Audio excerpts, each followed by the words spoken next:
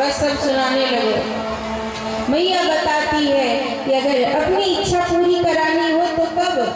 रात को, जब पति प्रसन्न रहते हैं, उनके पैरों की मालिश करो धीरे धीरे, उनकी सेवा करो, फिर कहो पतिदेव मुझे ये चाहिए, मुझे सुंदर सी साड़ी ला के दो, फिर देखना जरूर सुनेगा।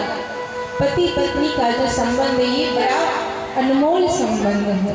ये ऊपर से बन के आता है, एक जन्म का नहीं, जन्मों जन्मों का रिश्ता।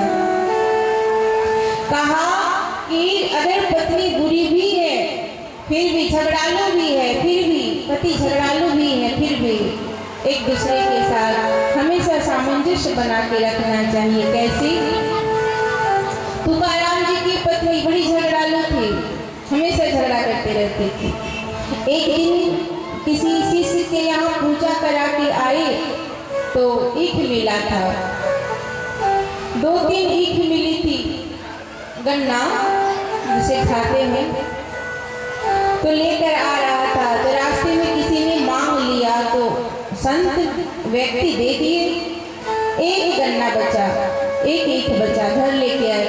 पत्नी ने कहा सारा दिन भोजन पानी कुछ नहीं बनाया है आपके इंतजार में, सोचा कुछ लेके आओगी तो भोजन पानी की व्यवस्था होगी, बस ये ईख लेके आई, इससे क्या होगा? ईख को उठाया, एक डंडा मारी ईख से अपने तुकाराम जी को, अपने पति को, 2 टुकड़े में बटे हुए। अब दूसरा कोई पति होता, आप लोगों में से कोई होते तो क्या करते? पत्नी अगर एक डंडा देती तो तुरंत दूसरा डंडा। लेकिन तुकाराम जी ने क्या कहा? अरे भाग्यवान, मैं तो बड़ा बलशाली हूँ, मैं रास्ते में सोच रहा था कि 2 ईख तो मैं बांट दिया हूँ, एक ही बचा है ये गन्ना, पति पत्नी 2 प्राणी हम लोग खाएंगे कैसे? अच्छा किया तुमने मुझे मारा और ये 2 टुकड़े में बट गया, एक तुम खा लो, एक मैं खा लेता। तो प्रसन्न रहा जाए, हर परिस्थिति में प्रसन्न रहा जाए। अगर पति अच्छे मिले हैं तो मैया सोचना, पति कितने अच्छे मिले हैं, धर्म कार्य में दान पुण्य करने में सहयोग कर रहा है। अगर खड़ूस मिलता तो पूजा पाठ भी नहीं करने देता, दान भी नहीं करने देता, कहीं कुछ धर्म काम करने नहीं देता। और अगर खड़ूस मिल जाए, थोड़े अत्याचारी मिल जाए तो भी प्रसन्न रहो, ओ हे भगवान आपका धन्य है। अगर पति हमसे बड़ा प्रेम करता तो हमारा ये मन पति में लग जाता। धन्य है आप, मुझे जो अत्याचारी पति दिए हैं, अब मेरा मन इसमें नहीं लगता, अब तो आपके चरणों में ही मन लगता है।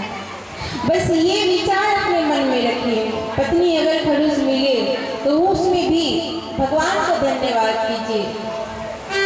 बस सीताराम सीताराम कीजिए, जिस हाल में रहिए। आज मैया पार्वती ने देखा, आज मेरे बाबा भोलेनाथ बड़े प्रसन्न हैं। मन में एक इच्छा थी पूर्व जन्म से ही राम कथा को सुनने का, आज वो इच्छा लेकर के आते हैं बाबा भोलेनाथ भी। जानी प्रिया अति आदर की बाम भाग आसन हर दीना। जो बामांगी होने का सुख खो चुकी थी सती के रूप में, आज पार्वती के रूप में पुनः पाया है। और कहा जाता है जब खोई हुई गति वापस मिलती है तो अपार हर्ष होता है, बड़ा सुख होता है। जैसे किसी मैया के पास कान में झुमका है, सोने का है, खुशी है, लेकिन अगर यहाँ खो जाए, मैं नहीं कहती खो जाए, लेकिन अगर मान लो खो जाए, इस भीड़ में खो जाए और फिर वो 1 घंटे के बाद मिल जाए, तो आपको जो खुशी होगी, जो पहले थी खुशी झुमके की, उससे 2 गुना होगी जब खोई हुई वस्तु वापस मिल जाती है। कोई भैया है, अगर उनकी नौकरी चली जाए, नहीं जाए, लेकिन मान लो, समझा रही हूँ कि मान लो कि चली जाए, कोई नौकरी कर रहा है, वो नौकरी चली गई, नौकरी थी तब वो खुश था, लेकिन चली गई और फिर 2 महीने के बाद कुछ चमत्कार हुआ, साहब ने फिर से नौकरी पे रख लिया, तो अब वो जो खुशी होगी पहले से 2 गुना होगी। किसी के साथ ऐसा हुआ हो तो अनुभव किया होगा। आज मैया पार्वती ने जैसे ही देखा कि मुझे वाम भाग में आसन दिया गया, आज खुश हो गई। आज मैया पार्वती कहती है, मुझे कुछ पूछना है प्रभु, बताइए ना। मैंने सती के रूप में आपसे जो पूछा था वो चर्चा मुझे करनी है। कथा जो सकल लोक हितकारी, सोई पूछन चाहूं शैल कुमारी। कहीं बाबा आप मुझे वो कथा बताइए। पूछी मैया, धन्य है मैया पार्वती। अगर मैया पार्वती ने प्रश्न न किया होता तो ये राम कथा हम सबके बीच में नहीं आता। पूछी मैया शैल कुमारी, कथा कही भोले भंडारी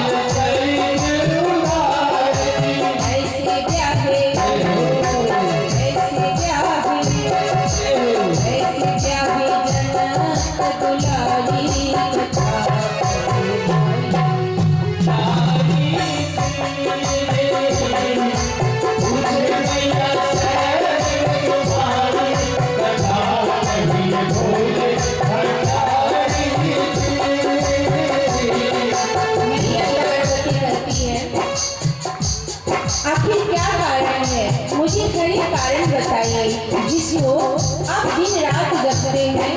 तुम पुण्य राम राम पुण्य राति, सागर जपो हो नंगा राति। जो निर्गुण ब्रह्म है वो कैसे सगुण बनकर के आ जाते हैं। जो जगत के पिता है वो किसी का बालक बनकर के कैसे आ जाते हैं।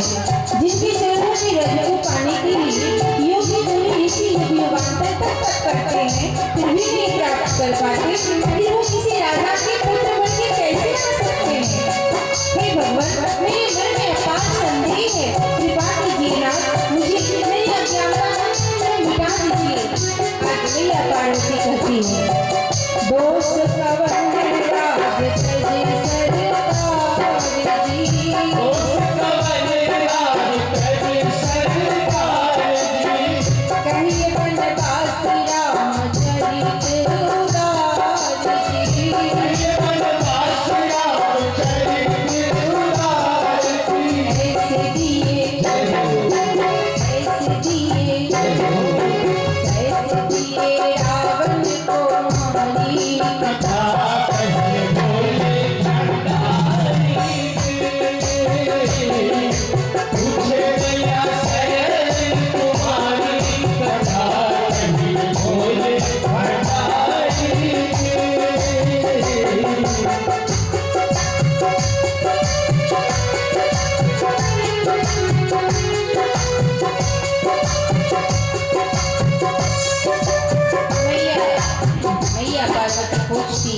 मुझे सारी बातें बताइए।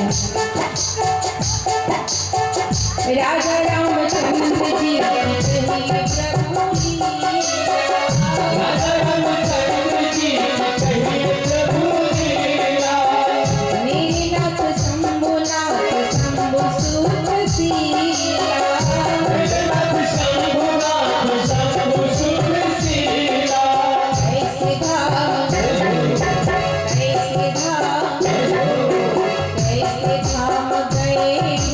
हरारी कथा, कहीं बोले भरतारी, पूछे भैया सैन तुम्हारी कथा, कहीं बोले भरतारी, पूछे भैया सैन तुम्हारी कथा, कहीं बोले भरतारी।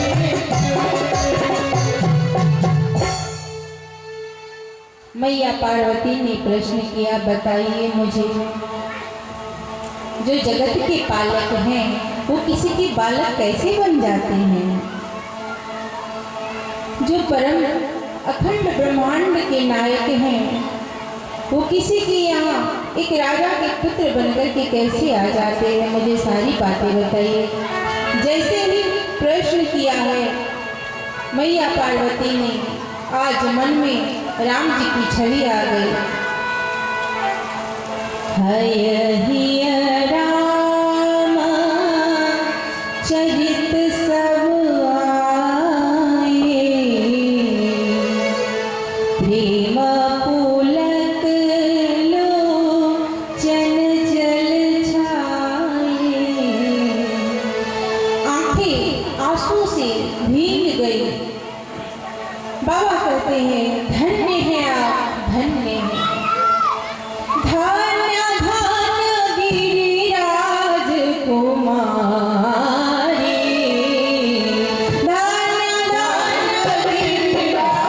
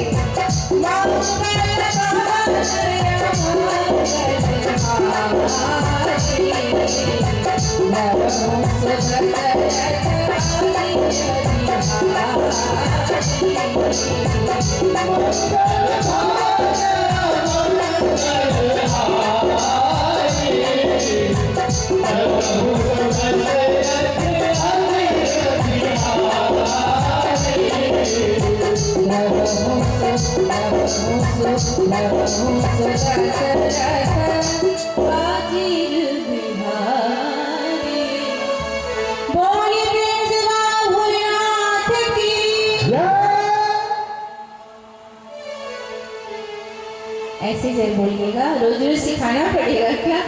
अब तो आप लोग पुराने हो गए, 3 दिन हो गई। बोलिए मैया पार्वती की। आप लोग कोई जय नहीं बोलिएगा, जय यहाँ से आएगी। बोलिए जगत जननी मां शेरा वाली की। अब हुआ धन्य धन्य कहा। जो भी कथा को करवाते हैं उनके लिए बार बार एक शब्द में उनका वर्णन नहीं किया जा सकता। इस कथा के भागीरथी, इस कथा को करवाने वाले हमारे दुर्गा पूजा मेला समिति के सभी सदस्यों को बार बार धन्यवाद, जिनके कारण आप सभी के पास, आप सभी के बीच में ये गंगा, बाबा भोलेनाथ ने क्या कहा, सकल लोक जग पाविनी गंगा। ये क्या है? गंगा है। आपके भागलपुर वाली गंगा नहीं, ये जगदीशपुर वाली गंगा है, राम नाम की गंगा है। एक बार कथा करवाने से कहते हैं 21 पीढ़ियां तर जाती है। कथा राम जी की है कल्याणकारी, मगर ये करेगी असर धीरे धीरे। आप कुछ भी करो, पैसों की कमी नहीं है, धन की कमी नहीं है किसी के पास, आपके ही शरण में नहीं है, लेकिन धर्म कार्यों में धन को खर्च करना ये सबके बस की बात नहीं होती है। इसलिए जो भी कथा का आयोजन कराता है उन्हें एक बार नहीं 100 बार धन्यवाद करना चाहिए।